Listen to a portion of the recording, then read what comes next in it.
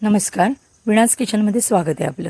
चला, आज आपण बागेत जाऊया, काजू काढून आणूया, त्यानंतर त्यांना साफ करूया आणि त्यानंतर त्याची भाजी तयार करूया. तर मी बागेत आले आहे, इथे काजू काढते बघा. तर तुम्हाला सांगायचं एवढंच आहे की यावर्षी कोकणात थंडी ना भरपूर पडली आणि मोहर पण छान आलेला आणि सगळ्याच फळांना मोहर, म्हणजे फळाची जी झाडं आहेत त्यांना मोहर आलेला. पण काय पाऊस पण पडला नाही तरी सुद्धा मोहर ना सगळा करपून गेला. बघा, माझ्या फाटीमध्ये सुद्धा करपून गेलेला मोहर पडलेला दिसत असेल तुम्हाला. तर माझ्या इथे काजू थोड्या मिळाल्या तेवढ्या काढून झाल्या आहेत. ह्याच्याबरोबर मी थोडा आमटीसाठी सुद्धा काढला आहे बघा. तर इथे मी काजू दाखवते तुम्हाला कशा कट करायच्या त्या.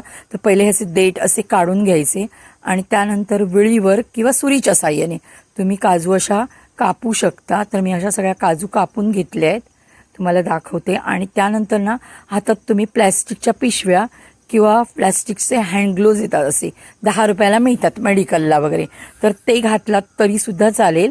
आणि त्यानंतर असं सुरीच्या साह्याने किंवा टोकदार जे काय असेल त्याच्या साह्याने असे काजूगर आतले काढून घ्या आणि त्याची सालं आहेत ती फेकून द्या.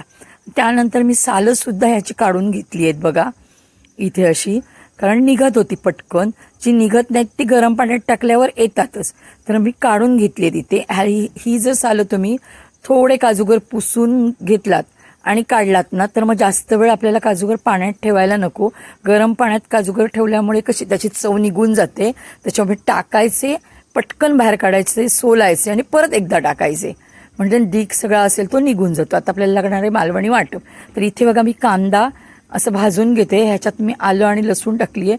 चांगला कांदा, आलं, लसूण भाजून घेतलंय आणि त्यानंतर आपण टाकतोय खोबरं सुद्धा छान परतून घेऊया. ह्याच्या जागेवर तुम्ही सुकं खोबरं वापरलं तरीसुद्धा चालेल.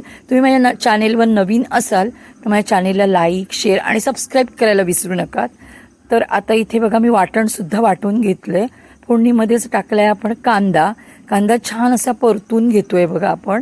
त्यानंतर टाकते मी मालवणी मसाला, त्याच्यानंतर मी टाकणार आहे मालवणी वाटण आणि त्यानंतर मी टाकणार आहे हळद आणि नंतर आपण टाकूया चवीपुरतं मीठ आणि छान असं परतून घेऊया.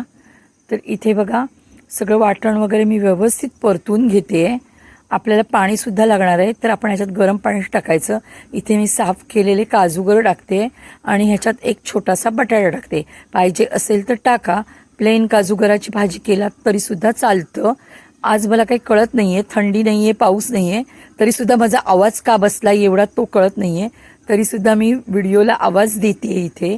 तर इथे बघा आपण गरम पाणी टाकलं आहे आणि ह्याच्यावर आता एक आपण छोटंसं ताट ठेवूया आणि ताटावर पाणी ठेवूया. मी मीठसुद्धा इथे टाकलं आहे, आठवणीने मीठ टाका तुम्ही.